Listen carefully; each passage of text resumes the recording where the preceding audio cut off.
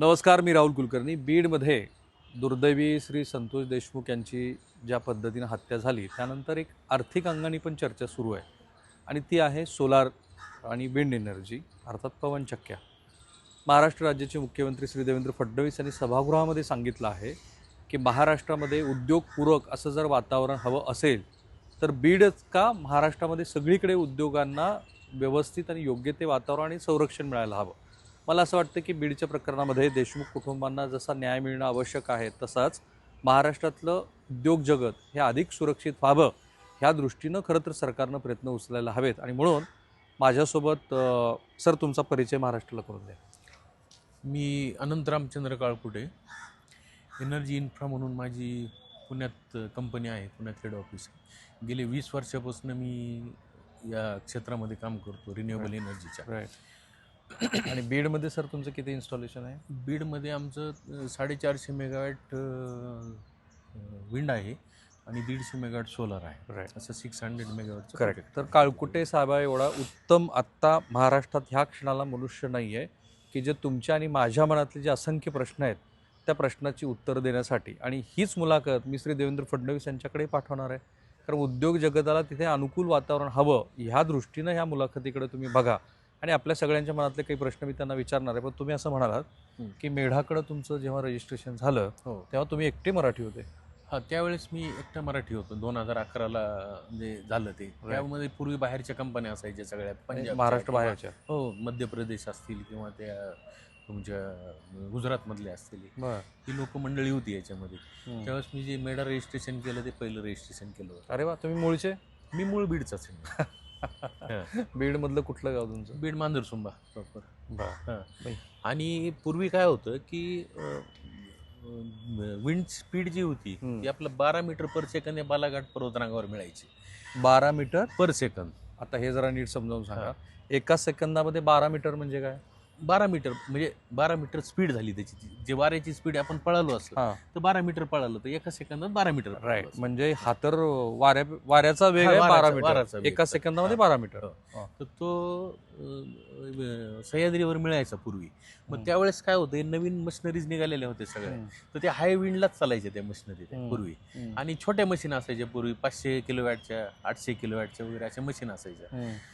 तर त्या मशीन जेव्हा त्या याच्यावर चालायचे तर ते पठार तेवढंच वापरलं जायचं तुम्हाला. म्हणजे नाशिकपासून ते याच्यापासून पर्यंत, समजा कोल्हापूरपर्यंत ते पठार वापरलं जायचं महाराष्ट्रात. आणि त्याच्यानंतर काय झालं, सह्याद्रीत किती speed wind? 12 metre per second. तिथं पण आणि बालाघाटला पण? बालाघाटला 6 मीटर पर सेकंद. ओके. सह्याद्रीच्या निम्मच आहे. त्याच्यामुळे ज्या वेळेस विंडमिल महाराष्ट्रात आल्या त्यावेळेस खालच्या बाजूला गेल्याच नाही त्या सगळ्या सह्याद्रीवर लागले. कारण त्या विंडची स्पीडच तेवढी, म्हणजे त्या मशीनची कॅपॅसिटीच तशी होती की हाय विंडला चालायच्या मशीन, लो विंडला चालत नव्हतं. करेक्ट.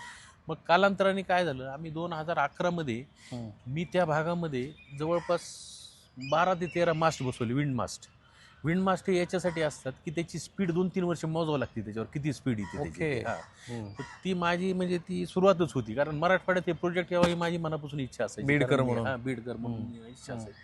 मग त्यानंतर आम्ही एक 10-11 मास्ट लावले तिथं त्या पिरियडमध्ये. मग त्याचे 3-4 वर्ष रिडिंग वगैरे मिळाले आम्हाला त्याच्या 14 मध्ये. त्या रिडिंग मिळाल्यानंतर काय झालं की त्यावेळेस मशीन ज्या होत्या लो विंडच्या मशीन होत्या सुरुवातीला. लो विंड तिकडे चालत नव्हत्या त्या.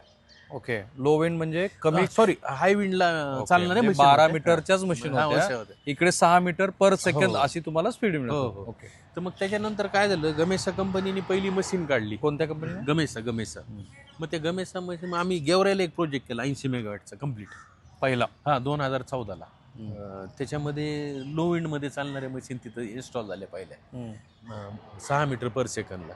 तिथं 80 मेगावॅटचं गेवरायला आम्ही सक्सेसफुली प्रोजेक्ट कम्प्लीट केला आणि डिलिव्हर केला. पनामा एनर्जी म्हणून त्याचं नाव होतं. ओके. ही तुमचीच कंपनी? नाही, पनामा ही आपला कस्टमर होतं पनामा. ओके. त्याच्यासाठी तुम्ही काम केलं? त्याच्यासाठी आपण इन्फ्रा वर्क केलं. म्हणजे आपला स्कोप असतोय, आपण काय करतो, बॅलन्स ऑफ प्लांट काम करतो. बॅलन्स ऑफ प्लांट म्हणजे काय आहे की प्लांट हा आम्हाला दिला जातो, म्हणजे मशीन जी दिली जाते आम्हाला, पण बाकी त्याचं विंडची स्पीड काढणं तिथली, किंवा मास्ट लावणं तिथलं, जमीन खरेदी करणं, इलेक्ट्रिकल इन्फ्रास्ट्रक्चर तयार करणं, सिव्हिल इन्फ्रास्ट्रक्चर तयार करणं, ह्या सगळ्या गोष्टी आपण करतो. तुम्ही स्वतः टर्नकी सोल्युशन देतो आपण. राईट. बरं. पण तुम्ही आता म्हणाला की तुम्ही 3 वर्ष वाऱ्याचा अभ्यास केला. हो तिथं मग 3 वर्षांत लक्षात आलं की ते 6 मीटर 6 मीटर पर सेकंद आहे. आणि पहिलं इन्स्टॉलेशन झालं 2014 14-15 तुम्हीच केलं हो 2000. तिथंच केलं आपण ह्याच्यामध्ये. ओके. आणि ती खाजगी जागा होती का ती नाही सरकारी? सगळं खरेदी करूनच जागा घेतल्या होत्या आपण त्यावेळेस. तेव्हा काय भावाने तुम्ही जागा घेतली होती? त्यावेळेस ती काहीतरी 3-4 लाख रुपये एकर पर्यंत घेतली होती आपण 13-14ला ती. ओके. हां. मग त्याच्यानंतर काय झालं की 2015 नंतर काय झालं, महाराष्ट्रात जे गव्हर्नमेंटची पॉलिसीज होत्या ज्या उपयुक्त पॉलिसी ज्या असायच्या ह्याच्या विंडसाठी, त्या पॉलिसीज तेवढं प्रॉपर नव्हत्या समजा 2013-14 नंतर. मग त्याच्यानंतर महाराष्ट्रात बराच गॅप पडला हे याला. त्याचं कारण एक होतं दुसरं अजून की महाराष्ट्रात सेंट्रलचं नेटवर्क नव्हतं. सेंट्रल जे ग्रीड आहे पॉवर ग्रीडचं ते नेटवर्क महाराष्ट्रात नव्हतं जास्त, की जे कारण महाराष्ट्र उत्पादित झालेली वीज नॅशनल ग्रीडला जोडण्यासाठी. कारण त्याला काय केव्हीके स्टेशन्स लागणार. हा नाही त्याचं कारण काय होतं की महाराष्ट्र स्वयंपूर्ण विजेला एवढा मोठा होता पहिल्यापासून की महाराष्ट्राचीच वीज जी तयार होत होती तीच कम्प्लीट वापरल्या जायची. त्याच्यामुळे सेंट्रलचे सबस्टेशन आपल्याकडे नव्हते त्या पिरियडमध्ये. मग त्याच्या कालांतराने काय झालं, आता मध्ये तुमचं ते डोंगर सेलू तालुका आहे ना, सेलू आपल्या वाशी तालुक्यातला, नाही वाशी तालुक्यात सेलू गाव आहे ना, धाराशिव जिल्ह्यातल्या वाशिव तालुक्यात सेलूगाव. तर त्या सेलू गावाला एक 400 kV सबस्टेशन झालं, जी लाईन सोलापूर औरंगाबाद जी लाईन आहे नवीन इन्फ्राची कामं झाली. तर तिथं ते सबस्टेशन चालू झालं. मग ते सबस्टेशन प्युअरली रिन्युएबल एनर्जीसाठी केलेलं आहे ते. ओके. म्हणजे रिन्युएबल एनर्जी जेवढी वीज तयार होईल ती सगळीची सगळी वीज त्या सबस्टेशनला जाईल. बघा, काळकुटे साहेबांचा इंटरव्ह्यू यासाठी महत्वाचा आहे की आता कुठल्याच प्रश्नाची उत्तरं जी महाराष्ट्रातल्या अनेक लोकांच्या मनामध्ये आहेत त्याचं उत्तर मिळणं बाकी राहणार नाही. त्यांनी मला पहिल्यांदा सांगितलं की तिथे केवळ डेडिकेटेड केलेले नॉन रिन्युएबल एनर्जीसाठीचं केव्हीकेचं स्टेशन होतं, ज्याची कॅपॅसिटी होती रिन्युएबल एनर्जी, रिन्युएबलसाठी, नॉन रिन्युएबल एनर्जीसाठी त्याची क्षमता होती 400 किलो, म्हणजे 400 ह्याचं केव्हीचं सबस्टेशन आहे. साधारण तिथं 1000 मेगावॅटच्या पुढे त्याच्यामध्ये वीज जाईल तिथं. ओके. मग तिथून सुरुवात झाली महाराष्ट्रामध्ये धोरणं बदलायला. धोरण. आणि धाराशिव बीड त्याच्यामुळे काय झालं की मग सेंट्रलचे जे टेंडर निघायचे सप्लाय करण्याचे, तर सबस्टेशन नसल्यामुळे महाराष्ट्रात कामच करता येत नव्हतं. ते टेंडर कोणी इकडे भरत नव्हतं आपल्या इकडे. मग ते सबस्टेशन झाल्यामुळे आता काय झालं, ते प्लॅनिंग मध्ये आलं सबस्टेशन. ते सबस्टेशनचं एकदा काम चालू झालं आणि त्याच्यानंतर खरी इकडं हे चालू झाली. मग त्यावेळेस आमच्या मासचे उपयोग झाले, जे आम्ही 11 मास लावले होते त्यावेळेस, किंवा इकडे विंड स्पीड. कारण जोपर्यंत विंड स्पीड बँकेला दाखवत नाहीत तुम्ही, त्याचे जे डाटा तयार करून त्याच्यावर जे मशीन चालवत नाही तुम्ही त्याच्यावर, समजा त्याचं जे एक सॉफ्टवेअर आहे त्याचं, त्या सॉफ्टवेअरमध्ये तो डाटा टाकावा लागतो. मग त्या स्पीडला ती मशीन चालते का नाही हे तिथं डिक्लेअर होतं ते. पण तो जेव्हा बँकेबल रिपोर्ट कधी बनतो, जेव्हा तुमच्याकडे डाटा असतो आणि तो दरवर्षी त्या सीझनचा डाटा मिळावा लागतो. या वर्षी जानेवारीमध्ये किती डाटा आहे, दुसऱ्या वर्षीच्या जानेवारीमध्ये किती डाटा आहे, तिसऱ्या जानेवारी, त्याच्यामध्ये एक 2-5% फक्त डिव्हिएशन असलं तर चालतं. एक प्रश्न आहे, हिवाळा, पावसाळा आणि उन्हाळा तिन्ही ऋतूमध्ये हवेत काय फरक पडतो? बालाघाटला कमी जास्त फरक पडतो. तुम्ही आता ह्याच्यापासून, आता समजा तुम्ही जानेवारीपासून तुम्ही मकर संक्रांत पतंग कशी उडतात चांगली, तर त्यावेळेस जरा वाऱ्याची स्पीड हळूहळू वाढत जाते जून पर्यंत. जूनला पाऊस पडतो, त्याच्या आधी वाऱ्याची स्पीड आलेलीच असते सगळी. आणि हे साधारण ऑक्टोबर-नोव्हेंबर पर्यंत चांगलं चालतं ते सगळं. ओके. त्याच्यानंतर चालतं ते, पण थोडी स्पीड जनरेशन थोडी कमी होतं. Okay, fine. एका पवनचक्कीच्या इन्स्टॉलेशनची, बरं त्याच्या आधी तुम्ही म्हणालात की तिथे 6 मीटरची स्पीड होती. पण तुम्हाला टेक्नॉलॉजी मध्ये पण बदल करावा लागणार. तिकडे 12 मीटरच्या सगळ्या मशीन होत्या. त्या मशीन नंतर तयार होऊन आल्या ना. कुठून आल्या ते तयार होऊन? त्या बाहेरून परदेशातून मशीन तयार झाले आधी, त्याचे शोध लागले. पण आता काय झाले, सगळ्या ज्या कंपन्या आहेत, वेस्टास असेल किंवा तुमची गमेसा असेल, तुमची जी असेल, तुमची एनविजन असेल, सुझलॉन आहेच इंडियातली मोठी कंपनी, सुझलॉन सुद्धा. तर ह्यांनी काय केलं, ह्यांनी त्यामध्ये अभ्यास करून हे लो विंडचे मशीन काढले. पण आता हे सगळ्यांचे प्रोजेक्ट फॅक्टरीज काय झालं, भारतात झालेत आता या स्वतःच्या. म्हणजे आता इंडिजिनियसली आपल्या पुण्या बिनात बनत आहेत ना. तुम्ही पण बनवता का? नाही आम्ही नाही बनवते. जीची मशीन इथं तयार होती, एनविजनची मशीन इथं आपल्या चाकण MIDC मध्ये तयार होती. इथे विंड तयार होतात, मशीन मोठ्या टर्बाईन. नाही टर्बाईन तयार होतात. याच्यात महत्वाचा पार्ट टर्बाईनच आहे. ते खाली असतं ते? नाही तो मोठा वरचा गट्टू असतो, जो फॅन. नाही फॅन नाही, गट्टू. तो जो जनरेटर असतो ना, तो मोठा, तो त्या पात्याच्या एकूण किती पाते असतात त्याला? 3 पाते. त्या 3 पात्याच्या मागच्या बाजूला ते टर्बाईन असतं. ते खरं जनरेटर ते म्हणजे हार्ट तो आहे मशीनचा. आता टॉवर आणि ते ब्लेड जे असतात ना, तुम्ही जनरली प्रोजेक्ट जिथं असतात समजा, त्या जवळ त्याची फॅक्टरी टाकली जाते, कारण लॉजिस्टिकचे फार मोठे वाहतूक लांब न्यायचे ट्रक दिसतात ना आपल्याला रस्त्यावर वाहताना, मोठे मोठे ट्रक. आणि टॉवरच्या सुद्धा फॅक्टरी जवळ आसपासच टाकले जातात. मग ते टॉवर सुद्धा हेवी असतात. ते एक टॉवरचे जे सेक्शन असतात ते फार हेवी असतात. त्याच्याप्रमाणे ते मग ते भारतातही त्या गोष्टी तिथं आपल्या ह्याच्यात चालू झाल्या. आता मला जेवढं कळतं प्लांट लोड नावाचा एक प्रकार असतो बरोबर. हां. आता थोडीशी तांत्रिक माहिती पण ते आवश्यक आहे. एक तर मला ह्याची माहिती द्या, एक मशीन इन्स्टॉल करण्यासाठी किती कॉस्ट येते, वर्षभरानंतर मधल्या काळामध्ये 12 महिन्यामध्ये त्याचं मॅनेजमेंट करण्यासाठी किती पैसे लागतात, आणि वर्षाच्या अखेरीला बालाघाटमध्ये त्याच्यापासून किती प्रत्यक्षात उत्पादन होतं पैशाच्या स्वरूपात आणि युनिटच्या स्वरूपात. बरं, आता ह्याच्यात काय आहे की आपल्याकडे साधारण आता ज्या मशीन आहेत आपल्याकडे आलेले आम्ही गेवरायला ज्या मशीन बसवले होते ते 2 मेगावॅटचे मशीन होते. एक मशीन 2 मेगावॅटची होती. आता आपण पर डे 2 मेगावॅट तो कंटिन्यू चालूच असतं. ते समजा ते जनरेशन जे असतं ना ते कंटिन्यू चालूच असतं ते. तर त्याच्यामध्ये काय आहे की साधारण वर्षाला आहेत ना 20-1 लाख युनिट जनरेशन होतं एका मेगावॅटचं, एका मशीनचं, एका मेगावॅटचं. ओके, मग इथं 40 मेगावॅट झाले तुम्ही. हा, तर ते 2 मेगावॅट आहे म्हणजे 40 लाख युनिट त्यावेळेस जनरेट होत होते एका मशीन त्या पात्यापासून, त्या पात्यापासून एका ह्याच्यापासून 40 लाख मेगावॅट. आता MSCB तुमच्याकडनं काय भावनी करते? आता MSCB पूर्वी काय होतं, पूर्वी रेट फार चांगले होते महाराष्ट्रात. 5 रुपये 71 पैशाने हायेस्ट रेट घेतलेला MSCB परचेस केलेला. आणि आता कारण त्यावेळेस मशीन कॉस्टही जास्त होते ते, त्याच्यामुळे ते काही परवडत नव्हतं ना, त्यामुळे रेट जास्त द्यावा लागायचं MSCB ला. पण MSCBच्या नंतर लक्षात आलं की हा रेट जास्त जातोय आपल्याकडून समजा. कमाल आहे. म्हणजे पीकला 17 रुपयाने युनिटने वगैरे घेतो. नाही, आता ते त्यांचे म्हणजे बाकीचे एक्सपेन्सेस वगैरे असतील ना MSCBचे, ते लोड होत असतील ना, ट्रान्समिशन हे ते सगळ्याच गोष्टी. तर त्याच्यानंतर झालं काय की आता 3.3चे मशीन आले तुमच्या इथं. ह्याला कुठल्या दिशेला आम्ही बघणं अपेक्षित आहे? या दिशेला. हां. तर 3.3चे मशीन आता बालाघाटवर बसतोय आपण. 2 मेगावॅट नंतर 3.3 मेगावॅटचे मशीन. 3.3 मेगावॅट. हो, 3.3 मेगावॅट. बरं, तुम्ही हे रेट नाही सांगितलं. 5.71 पासून तुम्ही घेता MSCB कितीपर्यंत खाली आली? नाही, MSCB नंतर आजच्या डेटला तर MSCB सुद्धा 3 रुपयानीच मागती सध्या. हो, पण ह्याचं काही अग्रीमेंट होत नाही का इन्स्टॉलेशनच्या आधी? होतं ना, आता 25 वर्षाचं होतं आता. राईट, म्हणजे 25 वर्षासाठी. मग ज्यांनी 5.71 नी अग्रीमेंट केलेलं 13 आहे, वर्षाचे होते ते, आता ते संपले ते का? संपत आले जवळपास. आता 40 लाख ज्या वेळेला युनिट्स तयार होतात वर्षाला, हो, त्यावेळेला तुम्हाला MSCB कडनं किती पैसे मिळतात वर्षाकाठी? 5 कोटी म्हणजे त्यावेळेसचे जे केलेले आहेत समजा 5.71. आता गेवराईचा प्रोजेक्ट जो आहे आमचा तो 5.71 नीच अग्रीमेंट झालेला अजूनही.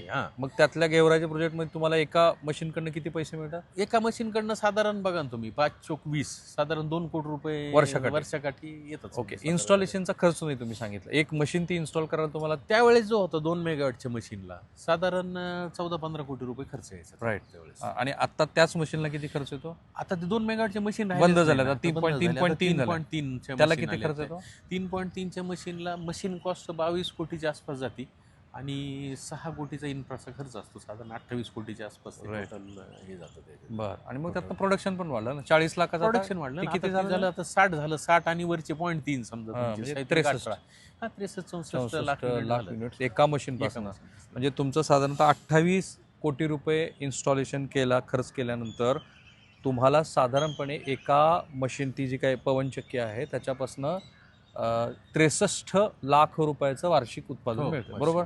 आणि मधल्या काळामध्ये एकदा इन्स्टॉलेशन दिल्यानंतर पुन्हा काही कुठला खर्च आहे त्याला? नाही, त्याला फक्त वँडेम असतं आपलं, म्हणजे बाकी किरकोळ स्वरूपात. ट्रिप झालं किंवा वाऱ्याची स्पीड कमी झाली, पुन्हा कुठला खर्च नाही, बाकी काय तेल पाणी वगैरे काय नाही. ते होतं थोडंफार नॉमिनल असतं. ते किती असणार एका मशीनसाठी? किती खर्च येतो एका मशीनसाठी? आता मला आजच्या डेटची एक अप्रॉक्सिमेटली नाही मला माहिती. मेंटेनन्सचा म्हणतो मी, म्हणजे आजच्या डेटला मेंटेनन्सची कॉस्टिंग माझ्याकडे एवढं नाहीये, मी नंतर सांगू शकेल. फाईन, पण तरी तो फार मेजर नसावा. मेजर नसतो. 1-2 लाख रुपयापेक्षा जास्त नसावा. नाही, थोडं जास्त होईल ना. 1-2 लाखांनी काही होणार नाही एका मशीन. एक मनुष्य किती मशीनला मेंटेन करतो तुमच्या? तुम्हाला सांगतो की आज समजा तिथं आपण गेवराईचा प्रोजेक्ट मेंटेन होतोय ना तिथला, समजा आता मी तर नाही वॉन्डम नाही करत, ते गमेश नावाची कंपनी ज्यांनी मशीन बसवलेले आहेत तेच मेंटेन करतायत ते सध्या. तर त्यांचं काहीतरी 5-7 लोकांचा स्टाफ आहे, जवळपास 40 मशीन मेंटेन करतात. 5 लोकांच्या जोरावर 40. कारण काय ते स्काडावर आहे सगळे ऑटोमॅटिक. आता आज काय झालं, आज मोबाईलवर आले, तुमचं मशीन तुमची वैयक्तिक मशीन असेल. हो, मी माझ्या घरी इन्स्टॉलेशन आहे ना. हो, मी माझ्या घरावरती रूफटॉपला सोलार केलेलं आहे, तर मला माझ्या मोबाईलवर जनरेशन मोठ्या मशीनचं सुद्धा तुमच्या मोबाईलवर सुद्धा दिसतं आज आपल्या मशीनने किती जनरेट केलंय. त्याच्यामुळे आता कुठे जायचं काही गरज राहिलेली नाही, ते बघायला सुद्धा कुठे. बरं, काळकुटे साहेबांनी मला असं सांगितलंय की त्यांना बीडच्या राजकारणातल्या कुठल्याही गोष्टीवरती बोलायचं नाही, त्यामुळे इथून पुढे आपण जे बोलू ते जनरलाइज स्टेटमेंट आहे असं आपण म्हणूया. जनरलाइज स्टेटमेंट, ठीक आहे. ते बीडच्या राजकारणाशी लोकांनी जोडलं तर तो त्यांचा भाग आहे. मी अजून ह्याच्यामध्ये थोडं विषय ॲड करतो थोडा, की जेव्हा आम्ही विंडमास्ट 11ला लावले समजा, तर 11च्या पूर्वी काय असायचं, 14-15 पर्यंत सुद्धा साधारण की तुम्ही जमिनी विकत घ्यायचे सगळे लोक. जमीन परचेस करायची विंडमिलसाठी. पण मी त्यावेळेस काय केलं सगळ्यात आधी, की हे शेतकरी जो आहे आपला, शेतकऱ्यांना जमीन एकदा प्रोजेक्ट झाल्यानंतर शेतकऱ्यांना जमीन काय मिळत नाही परत ती, आणि कंपनी त्या जमिनीकडे काही लक्ष देत नाही. तर मी कंपनीसमोर प्रस्ताव मांडलाय का, की आपण ही जी आहे जमीन ही आपण लीजवर घेतली तर शेतकऱ्यांना 30 वर्षानंतर जमीन परत मिळेल शेतकऱ्यांना. तुम्हीच पहिले pioneer आहात. पहिला मीच आहे त्याच्यातलं. बघा सगळेच पहिल्या गोष्टी आज महाराष्ट्रात कळल्या. मग त्यावेळेला तुम्ही भाडेपट्टा कसा ठरवला? भाडेपट्टा आम्ही काय केलं त्या पिरियडमध्ये, की समजा आज त्या लोकांची शेतकऱ्यांची चर्चा केली मी, की जाऊन तुम्हाला किती वार्षिक उत्पन्न किती होतं याचं. सोयाबीन लावलंय समजा, आपल्या इकडे सोयाबीन जास्त आहे मराठवाड्यात समजा, तो सोयाबीन लावलं. मग त्यांनी सांगितलं की सगळा खर्च वगैरे जाऊन आम्हाला एक 10-15 हजार रुपये 20,000 रुपये एकरी मिळतात म्हणून. एक 3 वर्षापूर्वी त्यांची कॅल्क्युलेशन केल्यावर 2020-21ची गोष्ट आहे समजा, करोना झाल्यानंतरच्या विषय. मग त्यांनी ते सांगितल्यानंतर मी काय केलं, की त्यांना एक मॉडेल तयार केलं, की तुम्हाला म्हणलं 15,000 रुपये आपण किराया देऊ म्हणलं जमिनी वर्षाला एक एकरला. आणि दरवर्षी त्याचं एस्केलेशन समजा 2-3 टक्क्याचं एस्केलेशन होईल समजा त्याच्यामध्ये, असं हे केलं. आणि दरवर्षी तुम्हाला भाडेपट्टा मिळेल समजा त्याचा. पण त्याच्यात माझ्या दृष्टीत कोणात काय आलं त्याच्यामध्ये सगळ्या, की बऱ्याच कंपन्या आल्या तिथं, काहीच्या कॅपॅसिटी नव्हत्या करायच्या तरी ते आल्या तिथं. मग त्यांनी काय केलं, तुमच्यासारखे शेतकऱ्याबरोबर समजा ॲग्रीमेंट केलं. ॲग्रीमेंट तर झालं, पण पुढं काय पुढच्या वर्षी त्याच्यात असं लिहिलेलं आहे की तुमचं पहिल्या वर्षी जर समजा दुसऱ्या वर्षी भाडं नाही आलं तर बंद, तुमचं ॲग्रीमेंट खलास होईल, असं त्यांनी सांगितलं गेलं ते.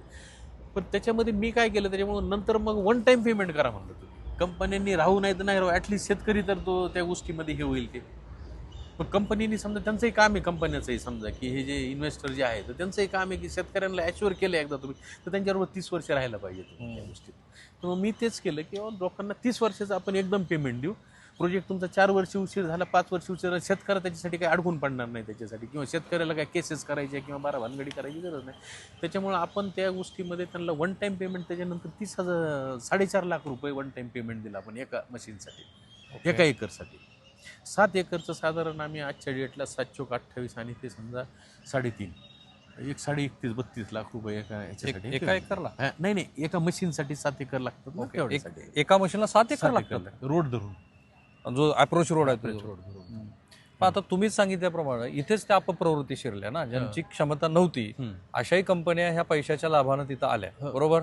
आणि मग त्यांनी शेतकऱ्यांना फसवायला सुरुवात केली. हो ना, झालं ना, काही ठिकाणी झालं. त्यांनी काय केलं, इनिशियल ॲग्रीमेंट केले काही ठिकाणी, मग ते नंतर निघून गेले ते सगळे.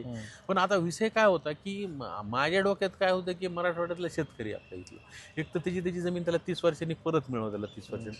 आणि आजचा विषय काय, की समजा आज आपण वन टाईम पेमेंट केलं त्यांना समजा, तर परत त्या गोष्टीचं परत त्यांना कोणाकडे जायची गरज नाही ना त्यांना त्या गोष्टीसाठी. तर पण त्याच्यानंतर काय झालं, की बऱ्याच गोष्टी त्याच्यात अपप्रवृत्ती तुम्ही म्हणल्यासारखं शिरत गेल्या त्याच्यात. मग काय कोणाचे वेगवेगळे इंटरेस्ट तयार झाले समजा, या सगळ्या गोष्टीचा विषय आहेत. पण मग ही गुंडापुंडांची मदत घ्यायची जी कंपनीने सुरुवात केली, नाही ह्याच्यात काय झालं साहेब, की हे जे तुमचा प्रश्न आहे ना तो बरोबर येतो. त्याच्यामध्ये आमचं म्हणजे माझं जे दृष्टिकोन आहे, आता माझं काय झालेलं आहे, मी राजकारणावर बोलायचा हा विषय नाही. मी आता आधी स्पष्ट केलं ना प्रेक्षकांसाठी, व्यवसाय तुम्हाला काय झालेलं आहे, मी आहे मूळ बीडचा. मी जवळपास 2003 पर्यंत 4 पर्यंत बीडमध्येच होतो मी. त्याच्यानंतर ह्या कामानिमित्त मी बाहेर गेलो समजा, इथं मला पुण्यात आहे, मी पुण्यात ऑफिस माझं. तुमच्या कंपनीची उलाढाल किती? माझ्या जवळपास 150 कोटीच्या आसपास आहे. तर माझा प्रश्न हा सार्वत्रिक आहे, तुम्ही त्याला बीड म्हणून स्पेसिफिक बघू नका, कारण प्रेक्षक आपले हुशार आहेत ना, त्यांना जे घ्यायचं ते घेतील. नाही, मी गुंडापुंडांचा ह्याच्यामध्ये तेच सांगतोय मी तुम्हाला आता, की विषय काय झाला, की आज मी तुम्हाला समजा हे केलं. आता कंपनीच्या बाजूने मी काही गोष्टी सांगतो, असं नाही की सगळ्या शेतकऱ्याच्या बाजूने. काय होतं, की कंपनीचं आम्ही आज इथं इरेक्शन करायचंय मला ह्या जागेवर आता, तर त्याच्या पाठीमागे क्रेन्स आले, गाड्या आल्या. एका वेळेस ताफा कमीत कमी 10-15 गाड्याचा असतो, मोठमोठे ट्रेलर उभा असतात कोणतरी. मग एखादं काय करतो, गावातला रिकामा माणूस असतो, काही म्हणजे सगळे चांगले असतात असं नाही प्रवृत्ती सगळी. मग एखादा येतो तो आडवा म्हणतो, तिथं आडवा काहीतरी कारण काढायचं, काहीतरी कारण काढायचं, आडवा म्हणतो, ते असं करतो तो गावातला माणूस. मग ते काय होतं, मग एवढी मोठी यंत्रणा ती थांबल्या जाते ती सगळी. ती एवढी मोठी यंत्रणा आहे ना, ती स्टॉप होती ना. आज त्याचं जर लॉस काढला, जर तुम्ही त्या यंत्रणेचा दिवसाचा झाला तर लाखोमध्ये जातो ना ते, जर ते एक दिवस जरी थांबलं पण तरी. तो जो अडवणारा माणूस आहे तो जनरली राजकीय पक्षाचा कार्यकर्ता असल्याशिवाय आपण तरी का भेणार त्याला? नाही, असं काही सांगता येत नाही. ओके. असं काही नाही. जनरल कोणी समजा कोणा आता आर्थिक गोष्टीचं इंटरेस्ट आले की लोकांचं थोडे ह्या गोष्टी होतातच ना थोडं ते. तर त्याच्यानंतर ते मग काय झालं, मग ते हळूहळू कंपनीचे काही गोष्टी चुकत गेले कंपनीचे. मग त्यांनी गुंडांची मग मदत नाही घ्यायला त्यांनी तसं नाही केलं. हम्म. मग आधी तर आला माणूस, त्याला 10,000 रुपये द्यावा त्याला. तू आपलं एवढं मोठं मशिनरी उभा आहे तर कशाला उभं नुकसान करा. इकडे 5 लाख रुपये होतं, इकडे 10. मग ते दुसऱ्याला कळालं की आपल्याला 10,000 रुपये मिळाले त्याला, चला आपण 15 मागू. आपण 15 मागू. अशा टाईप मध्ये काय झालं, ही प्रवृत्ती म्हणजे म्हातारी मेल्यास दुःख नाही काळ सोकावतो म्हणतो ना आपण, ते तसा प्रकार झाला तो सगळा. आणि त्याच्यात मग हे काय झालं की हे कंपनी मग आज आपल्याला टाइम बॉन्डिंग प्रोजेक्ट असतात सगळ्यांचे लिक्विड डॅमेजेस लागतात, सगळ्या गोष्टी असतात. त्याच्यामुळे हे लोकही त्याच्यामध्ये वाहत गेले कंपनीमध्ये. पण मी तुम्हाला आजही मी सांगतो बरं का, मी आजही प्रोजेक्ट करतोय ना बीडमध्ये, तर मी ह्या गोष्टीच्या अजून आहारी गेलेलो नाही, तुम्हाला स्पष्ट सांगतो. आणि तुम्ही माझ्या बाबतीत कुठेही बीड जिल्ह्यात कोणत्याही प्रोजेक्टला विचारलं तुम्ही तरी तुमचे ते पण काही कंपन्यांना, आता तुमच्याबद्दल तर तुम्ही एवढं स्पष्टपणे बोलत आहात तर तुम्ही सांगतच आहात ना, काही कंपन्याला ज्या वेळेला हे लोक जे त्यांना जमिनीवरती त्रास देत होते, जे कोणी असेल, त्यांना आवरणं मुश्किल झालं, त्यावेळेला मग त्यांनी इतर गोष्टी करायला सुरुवात केली. मग करत असतील ना, इतर गोष्टी जात असतील, इतर गोष्टीकडे जातात. मग ते वेगवेगळ्या गोष्टी घटक येतात ते सगळ्या गोष्टीमध्ये. असं होतं ते सगळं. ते जे व्हायला नव्हतं पाहिजे समजा ते होत गेलं. मग नंतर आज आता आपणही ह्या गोष्टी करतो ना, समजा आपण एक तर करताना माझं पहिल्यापासून तत्व आहे माझा की आज आपले डॉक्युमेंट परफेक्ट असावेत. ज्याच्या हक्काचे पैसे 10 रुपये त्याला 11 रुपये देत. पण असे जे विचित्र प्रवृत्ती जे आहेत समजा, जे गाव अडवणे किंवा हे करणे, त्याला बिलकुल भीक घालू नका. 2 दिवस उशीर होईल तुम्हाला, पण जेव्हा समोरच्याच्या लक्षात येईल की हे काहीच मिळत नाही आपल्याला तिथं, मग ते नाच सोडतात लोक. असं झालंय तुमच्याबद्दल? झालं होतं ना. मी मूळचा बीडचा आहे तरी मी म्हणजे माझ्यावर होणार नाही असं काही नाही, होतच ना माझ्याबरोबर. आपल्या त्या भागामध्ये मराठवाड्यात किती कंपन्या आल्यात? एक. आणि सगळं मिळून तिथे इन्स्टॉलेशन सोलार आणि विंडचं किती? एक अप्रॉक्सिमेटली सांगितलं तरी चालेल. आता साधारण माझ्या हिशोबाने तुळजापूरपासनं त्या याच्यापर्यंत संभाजीनगरला जाणारच नाही प्रोजेक्ट आपलं याच्यापर्यंत संपल, मांजर चुंब्यापर्यंत. तिथपर्यंत साधारण 2000 मेगावॅटच्या आसपास बसेल सगळं. झालं तेवढं इन्स्टॉलेशन? नाही, होईल, चालू आहे. त्यातलं किती झालं असेल इन्स्टॉलेशन? इन्स्टॉलेशन झालं असेल त्यातलं माझ्या अंदाजाने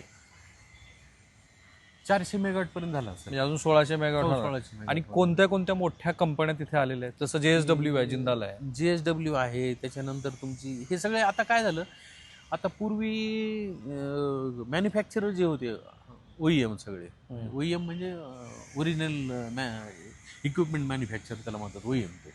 तर ते काय करायचे, टर्नकी प्रोजेक्ट घ्यायचे. पण आता त्यांनी काय केलं, फक्त मॅन्युफॅक्चरिंग करून आमच्यासारखे जे इन्फ्रा डेव्हलपर आहेत समजा मोठे, त्यांच्याकडनं ते करून घ्यायचं सगळं. ते अशा टाईपमध्ये IPP कंपन्या आता करून घेतात. तर ह्याच्यामध्ये आता टोरेंट पॉवर एक आहे माझं, ज्यांचं टोरेंट तो गॅसवालेच का? हो, गॅसवाले. अच्छा, ते सगळे जे त्यांना सगळे वेस्टर्न रिजनचा गॅसचा पुरवठा त्यांच्याच आहे, CNG. बाकी मला गॅस बद्दल त्यांच्या सेक्शन बद्दल टोरेंट आहे, JSW आहे, JSW आहे. शापूरजी पालनजीची पण इन्व्हेस्टमेंट आहे असं मी ऐकलं. वेगळी कंपनी, ती सोलार मध्ये, पण आपली इकडे नाहीये ती. ठीक आहे. आणखी कुठल्या कंपनी? सेरंटिका म्हणून एक आहे. त्याच्यानंतर O2 पॉवर म्हणून एक आहे. त्याच्यानंतर अजून रिन्यू पॉवर आहे. आणि टाटाचंही मध्ये चालू झालं होतं, पण काही कारण असतं मला वाटतं टाटाचं थांबलेलं. का थांबलं? मला आयडिया नाही टाटाचं. मला माहिती अशी आहे की इतक्या मोठ्या कंपन्यांना सुद्धा ह्या सगळ्या लोकांकडनं काही ना काहीतरी स्वरूपाचे त्रास झाले. आता माझा स्पेसिफिक प्रश्न कुणाही व्यक्तीबद्दल नाही आहे, कारण तुम्हाला ते तुम्ही उत्तर देणं मला ते अपेक्षित नाही, कारण तुमचा व्यवसाय म्हणून. तरी सुद्धा महाराष्ट्रात हे कळायला पाहिजे की कंपन्यांनी ह्या लोकांना खंडणी द्यायला का सुरुवात केली? हे बघा, खंडणीच्या बाबतीत जर विचाराल ना, तर मला कधीच वेळ आलेला नाही. त्याच्यामुळे तुम्हाला नाही, पण मला त्या गोष्टी त्या लोक आपण ओपनही करत नाहीत ना. समजा तर तुम्ही काही केलं असेल कोणाची किंवा काय असेल, नाही, पण ऑफ रेकॉर्ड तुम्हाला चर्चा झाली असेल ना, किंवा ह्या कारणामुळे काय होतं माहितीये का, की माझा प्रॉब्लेम म्हणजे विषय असा आहे माझ्या वैयक्तिक बाबतीत, बीडच्या बाबतीत, की हे जेवढे आमचे मित्रच आहे सगळे राजकारणी जेवढे आहेत समजा बीड जिल्ह्यात, सगळे टोटल, म्हणजे मुंडे साहेब तर माझे उपाध्यक्ष असल्यापासून माझे मित्र आहेत होते. धस साहेबही माझे जवळचे मित्र आहेत. म्हणजे सगळे आम्ही समवयस्क आहेत थोडक्यात तुम्हाला सांगतो. एक 2-4 वर्षाच्या वयामध्ये फरक असेल. तर आम्ही आष्टीमध्ये पण तुम्हीच केलं का इन्स्टॉलेशन? आष्टीचं मी नव्हतं. सुरेश दसांच्या मतदार? नाही. तर ते पहिल्यापासून काय झालं, आम्ही एकत्र असल्यामुळं काही अडचणी जरी असल्या कोणाच्या जरी ते कसे सॉल्व्ह करायचे, तर कधी कधी त्यांचं मला म्हणजे फोनही येतो किंवा हे कसं ह्याच्यात मार्ग कसा काढायला पाहिजे काही नाही असं आजही आपण म्हणजे आम्ही फार जवळ रिलेशन आहे सगळ्यांचे ऑफ आमचे. रेकॉर्ड मध्ये तुम्हाला कळालेली गोष्ट काय काय का कंपन्यांनी अशा पद्धतीनं, कारण आता हे आवाजाचं प्रकरण तर ऑन रेकॉर्ड आहे, हो. पोलिसात नोंद झालेलं प्रकरण तुम्हाला एक आहे. सांगू का, आवाडा कंपनी ही आत्ता नवीन आलेली, त्याच्यामुळे आवाडामध्ये ती मध्य प्रदेशची कंपनी आहे का? माहित नाही अजूनही मला ते, म्हणजे आत्ता लेटेस्ट मधली ती 1-2 वर्षातली कंपनी होती आणि त्याच्याबद्दल म्हणजे मला त्या कंपनीतला सिंगल माणूसही कोणी ओळखीचा नाही आहे मला आवाडा. पण मग हीच अपप्रवृत्ती आहे का, ह्याच्याशिवाय आणखी काही बऱ्याच गोष्टी घडलेल्या आहेत? नाही, ह्याच्यावर मी ना सांगू शकत नाही तुम्हाला, कारण कसं आहे माहिती आहे का, मला हे लोक माझ्याशी ओपनही होत नाहीत ना, दुसऱ्या कंपनीवाले ओपन पण झाले या आपण सगळ्या विचारतो ते. प्रोसेसमध्ये शेतकऱ्यांचा जो असंतोष आहे हा. तो का दिसतो? काय आहे, काही काही ठिकाणी काय करतात माहिती आहे का, समजा माझ्यासारखं डेव्हलपर आहे समजा किंवा एवढं काही असं आपण असे माझ्या एवढं समजा एक डेव्हलपर अजून एक आहे इथं समजा ते अशी तुमच्यासारखे डेव्हलपर किती आहेत? म्हणजे मोठे 2च आहेत. तुम्ही आणि अजून एक आहेत पुण्यातले, त्यांचं नाव एक्झॅक्ट मला लक्षात येईना. बाकीचे काय करतात मग, रोडचं काम घेणार, कोणी फक्त सबस्टेशनचं काम घेतं, कोणी इलेक्ट्रिकल लाईनचं काम घेतं. असं आहे. आपलं तसं नाही, आपण holistic, सगळंच तुम्ही करता. सगळंच आपण करतो. त्याच्यामुळं काय आहे की हे छोट्या छोट्या ह्याच्यामध्ये काय होतं की मग आज ते समजा त्याची कॅपॅसिटी, फायनान्शियल कॅपॅसिटीच नसते काम करण्याची किंवा काय असतं समजा, मग तो हात वर करतो. मग हात वर केलं की मग ते दुसरा टाकायचा, मग दुसरा कुठला लोकलचा असतो किंवा काय होतं, मग ते लोकलचे लोक काही कधी कधी ब्लॅकमेल करतात किंवा काय अशा गोष्टी होतात. बाकी काय असतं ब्लॅकमेलचं स्वरूप पैसेच. हा, ब्लॅकमेल म्हणजे तसं नाही, समजा पैसे असतील किंवा मग मला हे 2 लाख रुपयाला तुम्ही रोड दिलेला आहे समजा, तर मला 3 लाख पाहिजे समजा, असं अशा टाईपमध्ये होतं थोडं. किंवा हे जे लोकलचे लोक आहेत, जे इन्फ्लुएन्सर आहेत, ते तुमच्यासारख्या वन टेक सोल्युशन देणाऱ्या लोकांना म्हणत नाहीत का, हे रस्त्याचं काम मला द्या? म्हणतात ना. हा, मला सुद्धा म्हणतात. खरा प्रॉब्लेम तिथंच आहे ना. मला सुद्धा म्हणतात ते, म्हणजे माझ्या बाबतीत तुम्हाला तेच सांगितलं की हे सगळं मी जिल्ह्यातलं असल्यामुळं या सगळ्या गोष्टीमध्ये मला हे प्रेशर येतं नाही या गोष्टीचं. नाही असं नाही, भरपूर लोक प्रेशर करतात मला, पण मी क्वालिटी आणि नाही, ते ठीक आहे, पण तुम्हाला कधी असं वाटलं नाही का आपण जरा चुकच केली बीडमध्ये काम करून? नाही, मला नाही वाटत. कारण कसं आहे माहिती आहे का, की तिथल्या शेतकऱ्यांना माझ्यामुळे जो फायदा झालेला आहे साहेब, की जे 30 वर्षाचं लिस्ट त्यांना मिळालं आणि 30 वर्षांनी त्यांची जमीन ती हे दुसऱ्याने कुणीच केलं नसतं तिथल्या लोकांसाठी. तुमच्या आत्तापर्यंतच्या बोलण्यात मला जे लक्षात आलं ते असं की एका पवनचक्कीसाठी 7 एकर जमीन लागते, बरोबर? पूर्वी 6 एकर लागती, 1 एकर रोडला पकडतो बरोबर, आम्ही. असं हा 7 हा एकर. मुद्दा. त्यानंतर पूर्वी अशी पद्धती होती की तुम्ही थेट शेतकऱ्याकडनं जमीन विकत घ्यायचा, तेव्हा घ्यायचा. 2 लाख रुपये 3 लाख 3 लाख रुपये बरोबर. त्यावेळेस रेट होता 2000. आणि आता बदल केला आणि हो. तुम्ही ते 30 वर्षाच्या हो, अग्रीमेंटनी हो. शेतकऱ्याकडनं घ्यायला लागला. त्यासाठी वन टाइम तुम्ही 4.5 लाख रुपये 4.5 देता. लाख पर एकर. आता तिथे इतका मोठा पैसा येत असल्यामुळं, हो. कारण सगळी मशिनरी वगैरे दिसते, तिथले जे लोकल इन्फ्लुएन्सर्स आहेत, हं. जे स्थानिक राजकारणी गुंड काय जे असतील, ते तुमच्यावरती तुमच्यामध्ये तशा लोकांवरती दबाव टाकायला सुरुवात हो, केली. हो. कंपन्यांची पण चूक झाली. कंपनी ह्याला 10,000 दिले की मग जसं गणपती हो, तसं आणि होतं ते. तशा सगळ्या उत्सवामध्ये या उत्सवाचं स्वरूप थोडंसं बाजूला राहतं आणि बाकीच्या गोष्टी त्यात येतात, असा जो आरोप अलीकडेच बऱ्याच मंडळींनी केला, तशा स्वरूपात काही गोष्टी व्हायला लागतात. बरोबर. मग ह्याने 10 दिले, मग ह्याने 15 दिले, मग ह्याने 20 दिले, हो. आणि त्यातनं एक असं एक मोठं साम्राज्य हळूहळू ह्या गावगुंडांचं उभं आहे. आणि हे लोक ज्या वेळेला आपल्याला आवाक्याच्या बाहेर गेले, हो. त्यावेळेला मग आणखीन मोठ्या गुंडांच्या ह्या कंपन्यांनी मग ते अप्रोच होत असतील ना Correct. त्यावेळेस ती. बरोबर. किंवा समजा काय म्हणतात ना, आपण ते हिंदीत म्हणतो ते साप नेवले खाताय, नेवला इसको खाताय, तसा प्रकार होत राहतो मग. आणि सगळ्यात महत्त्वाची गोष्ट मला जी लक्षात आली, एकदा इन्स्टॉलेशन दिल्यानंतर फार कमी खर्च असल्यामुळं जो मिळणारा नफा आहे तो या स्थानिक कार्यकर्त्यांनी नेत्यांच्या लक्षात आला की हे फारच मोठं आहे प्रकरण.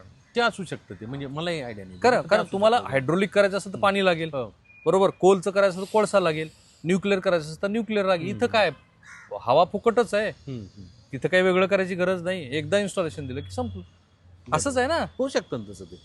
त्याच्यातनं येणारा जो पैसा आहे त्यातनं एक ते nexus- उत्पन्न आहे आणि नेक्सस तयार झालेले असू शकतात त्याच्यामध्ये, किंवा बऱ्याच भानगडी असू शकतात त्याच्यामध्ये. अजून तुम्ही काही मला सांगणार आहात की तुम्हाला वाटतं की ह्यातनं ह्या गोष्टी जर दूर झाल्या तर जे अयोग्य वातावरण बीड आणि महाराष्ट्रामध्ये तयार झाले ते होणार नाही? काय करायला पाहिजे असं वाटतं ते तुम्हाला? थोडं ह्याच्यामध्ये काय व्हायला पाहिजे की गव्हर्नमेंटच्या ज्या प्रोसेस आहेत समजा, जशा? एन प्रोसेस आहे समजा, किंवा Non agriculture land. Non agriculture किंवा म्हणजे मोजणी. तुम्हाला महसूलवाल्यांना मॅनेज केल्याशिवाय ते होत नाही. हा, आपला महसूल कसा आहे माहिती आहे सगळ्यांना. मोजणी तुमची हे मिळतं ते लवकर, न मिळत नाही असंही नाही काही. ते काही पण ते काही पैसे गोष्टी- दिल्याशिवाय मिळत नाही. नाही नाही, त्याच्यातही तुम्हाला सांगतो मी, त्या गोष्टीतही सांगतो मी त्याच्यामध्ये, की आज कसं आहे, येणे हा डीम्ड आहे, डीम्ड येणे. म्हणजे तुम्ही जर येण्याचा अर्ज जरी दिला विदिन फक्त- स्टुपिलिटी टाइम पिरियड ते क्लिअर नाही, नाही, नाही, नाही, नाही. येणे तुम्हाला गव्हर्नमेंटने दिला नाही दिला तरी गव्हर्नमेंटने काय केलेलं आहे, येणे हा कंपल्सरी कोणता तुम्ही अर्ज दिला की तुम्हाला येणे मिळाल्यासारखे. मग ते ऑलरेडी तुम्हाला ते 4 प्लॉटिंग बद्दल पण आहे का? नाही नाही फक्त ह्याच्यावर रिन्युएबल अच्छा, रिन्युएबल साठी. हा. त्याच्यानंतर मोजणी आहे. समजा मोजणीचा आज प्रकार काय झालाय साहेब मोजणीमध्ये, की जे जमीन ती आहे समजा आपली डिमार्क करून घ्यायची, आपली 7 एकर जमीन आहे समजा, तर त्या केसमध्ये काय होतं, मोजणीला अर्ज टाकल्यानंतर ऑलरेडी काय झालेलं आहे, इतके ते मोजणीचे प्रकरण पडलेले आहेत त्या याच्यामध्ये यंत्रणाही नाही मग ते नंबर लागत नाही, मग 2-2 महिन्याचे नंबर जातात त्याच्यामध्ये. मग इकडे प्रोजेक्ट हॅम्पर होतात ना त्याच्यात. तर माझं तेवढंच म्हणणं आहे की ते मोजणीचे वगैरे जे विषय आहेत समजा हे बाकी मेडाचे जे आम्हाला परमिशन्स वगैरे लागतात समजा ते फटाफट होतात. ते इथं डीजे मॅडम आहे तिथं मेडाला, कादंबरी बलकवडे म्हणून आहे, तर त्या परमिशन वगैरे फास्ट होतात, ते काही प्रॉब्लेम. परळी स्पेसिफिक एवढं वातावरण बिघडायचं कारण काय? मी कुठल्या व्यक्तीबद्दल तुम्हाला विचारलेलं नाही, कारण मी आधीच तुमची कमिटमेंट तुम्ही मला सांगितलं की मला राजकारणाबद्दल नका विचारू. परळी स्पेसिफिक वातावरण बिघडायचं कारण काय? किंवा तुम्हाला परळी नसेल बोलायचं तर बीडमध्ये वातावरण बिघडायचं कारण काय? नाही, बीडमध्ये वातावरण म्हणजे मी आता तिथं असतो हे जे विषय आहे तर मी प्रोजेक्ट पुरताच तिथं जातो समजा आता सध्या डेटला. त्या बाकी गोष्टीच्या भानगडीत मी कधी फंदातही पडत नाही काय चाललंय राजकीय याच्यात, कारण कसं आहे सगळे मित्र आहेत सगळेचे सगळे. मग त्याच्यापेक्षा त्या मिक्स होण्यापेक्षा आपण आपलं हे राहिलेलं बरं राहील सगळ्या गोष्टी. परळीबद्दल तुम्हाला काही बोलायचं नाही नाही कशाचं कोणत्याच राजकीय गोष्टीबद्दल मी पहिल्यांदाच सांगितलं की मी पण तुम्हाला स्पेसिफिक प्रश्न नाही विचारला. आता ह्या सगळ्या गोष्टी व्यतिरिक्त आपल्याकडे ह्या ऊर्जेला किती वाव आहे आणि त्यातनं किती एम्प्लॉयमेंट जनरेट होऊ शकते? आता बघा, महाराष्ट्राची तुम्हाला प्रॉस्पेरिटी किती आहे त्याच्यामध्ये? काय प्रॉबिबिलिटीज बनलेल्या आहेत महाराष्ट्रात? आज काय झालंय की आज हे इन्फ्रा वर्कमध्ये ना लोकल लोकांना भरपूर त्याच्यामध्ये स्कोप मिळू शकतो बरं का, पण त्याच्यासाठी लोकल जो माणूस आहे समजा जे काम करणारे लोक आहेत त्यांनी पण थोडं टेक्निकली स्ट्रॉंग होणं गरजेचं आहे. ओके. तर ते जर टेक्निकली स्ट्रॉंग झाले तर इथंच बऱ्यापैकी काम आपलं लोकल लेवलला काम होऊ शकतं. त्याच्यामध्ये आम्ही प्रयत्न करतो बराच की 33 kV लाईन असेल समजा तर MSCBचे जे लोक आहेत आपले कॉन्ट्रॅक्टर आहेत लोकली त्यांनाच आपण यूज करून घेणे तिथं, त्यांना ते काम देणे त्यांना. तर जेवढं मॅक्झिमम काम आपल्या ह्याच्यात देता येईल आपल्याला, जेवढं मॅक्झिमम काम आपल्याला त्या ह्याला देता येईल लोकल लोकांना, तर ते चांगलं होऊन जातं ना त्याच्यामध्ये. शेवटी त्या लोकांनाही प्रोजेक्ट आला म्हणजे काही ना काहीतरी अपेक्षा असतातच प्रत्येकाच्या त्याच्यामध्ये. आज सिक्युरिटी आहे, तुमच्या प्रत्येक मशीनला 2 किंवा 3 लोक लागतातच सिक्युरिटीला समजा. काम फार नसतं तिथं, काय जाऊन मशीनच्या खाली जाऊन बसायची गरज नसते काठी. आपल्या घरातून जरी त्यांनी मशीन बघितली तरी त्याचं काम होऊन जातं, त्याचं काही झालं तर त्याला रिपोर्ट करायचा असतो फक्त. बाकी काय एवढं तो जनरेशन आहे, तो सिक्युरिटीचाही मोठं जनरेशन आहे. ज्यांच्या जमिनी घेतो समजा तेच लोक लावून टाकायचे तिथं तिथले असतात, तर तेही काम होऊन जातं त्या लोकांचे ते. तर याच्यामध्ये मी असं ऐकलं की सचिन तेंडुलकर असेल किंवा ऐश्वर्या रॉय बच्चन असेल किंवा ऋतिक रोशन असेल, तर हे सगळे इन्व्हेस्टर याच्यामध्ये आहेत असं म्हणतात. असे आहेत हे इन्व्हेस्टर? पूर्वी होतं ते 2010 पर्यंत जे आहे ना हे लोक होतात इंडिव्हिज्युअल पार्क करायचे त्यावेळेस. ते म्हणजे 100 मेगावॅट आहे ना, तर ह्याच्यातलं समजा राहुल कुलकर्णी आहेत ते 5 मेगावॅट केलं, राहुल कुलकर्णीचं 5 मेगावॅट, माझं 5 मेगावॅट समजा, यांचं 5 मेगावॅट, अशा टाईपमध्ये ते पार्क बनवायचे ते. मग त्यावेळेस काय होतं, त्यावेळेस इन्कम टॅक्स बेनिफिट होते जास्त, इन्कम टॅक्स बेनिफिट होते जास्त. त्याच्यानंतर तुमचे सबसिडी होती त्यावेळेस, त्याच्यामुळं ही मंडळी त्याच्यामध्ये बऱ्यापैकी त्यावेळेस आली. आणि नंतर काय झालं, रेटही चांगला होता 5.71चा. पण नंतर झालं काय की ह्या इंडिव्हिज्युअल लोकांना ते टाकणं, मग ते काय फायनान्शियली ते बसणं झालं ते गणित ते. मग ह्याच्यात मोठ्या IPP कंपन्या आल्या. IPP म्हणजे इंडिव्हिज्युअल पॉवर प्रोड्युसर. ओके. हां, मग त्यांनी काय केलं, डायरेक्ट 100 मेगावॅट आमचं लावा.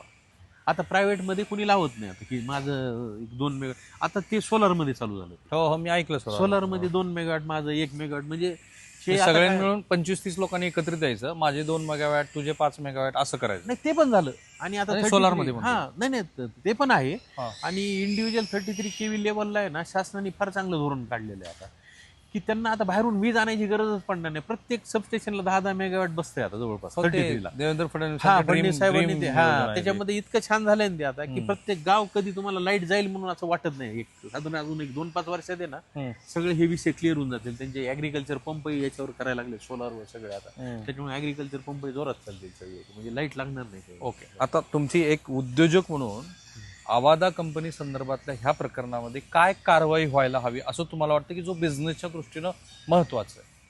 नाही, आता त्यांचे एक्झॅक्ट फॅक्ट्स काय आहेत काय नाहीत सगळे ते चेक करूनच ते जे गव्हर्नमेंटचे नियम असतील, कानून असतील त्याप्रमाणे व्हायला पाहिजे ते मागे.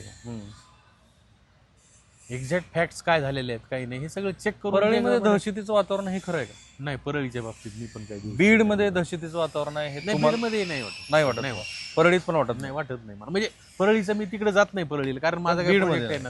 बीडमध्ये नाही काही ते. कुठल्या राजकीय नेत्याने तुम्हाला कधी त्रास दिला? नाही नाही नाही, मी त्या बाबतीत मी स्पष्ट सांगितलं तुम्हाला आधी. त्याचं कारण असं आहे की हे सगळे माझे समवयस्क आणि मित्र आहेत माझे. ठीक आहे. मलाच उलट काही अडचण आली तर मी त्यांनाही फोन करतो आणि त्यांना काही अडचण आली ते मला विचारतात किंवा याच्यात कसं करायला पाहिजे. थँक्यू साहेब. खूप खूप तुमची ही मुलाखत अत्यंत महत्त्वाची होती. आणि बघा असं आहे की त्यांनी त्यांच्या मर्यादेमध्ये, तुमच्याही लक्षात आलं असेल त्यांच्या मर्यादा काय आहेत ते, त्या मर्यादेमध्ये व्यवसाय वृद्धीच्या दृष्टीनं आणि आत्ता जे इन्स्टॉलेशन झालेलं आहे त्याच्या दृष्टीनं जे तुमच्या माझ्या मनातले प्रश्न आहेत त्याची उत्तरं दिलेली आहेत. कायदेशीर बाब वेगळी आहे, ती कायदेशीर तपास वगैरे आहे तो कळतोच आहे. त्यांच्याही बोलण्यातनं काही मधले अर्थ जे आहेत ते तुम्हाला कळलेच असतील, हे तुम्ही समजून घ्या. वेळेची मर्यादा आहे. मला माहिती आहे की त्यांच्याकडे इतक्या तांत्रिक गोष्टी आहेत ज्यात त्यांना मला सांगायच्यात, तुम्हालाही त्या समजून घ्यायच्यात. पण पुन्हा एकदा ते वेळेची मर्यादा असल्यामुळं या व्हिडिओच्या कमेंट बॉक्समध्ये ना तुमचे सगळे प्रश्न टाका. दुसरा भाग मी त्यांच्याबरोबर करणार आहे, कारण आमची आता ही टीम एका वेगळ्या कामासाठी बाहेर जाणार आहे आणि त्यामुळं वेळेच्या मर्यादेअभावी आपण हा थोडासा, मला अजून खूप सविस्तर त्यांच्याकडनं समजून घ्यायचं, पण पुढचा मी भाग जरूर करेन. त्यावेळेला हे प्रश्न त्यांना विचारा. कॅमेरामॅन निकेतन मानेसह मी राहुल कुलकर्णी, NDTV मराठी, पुणे.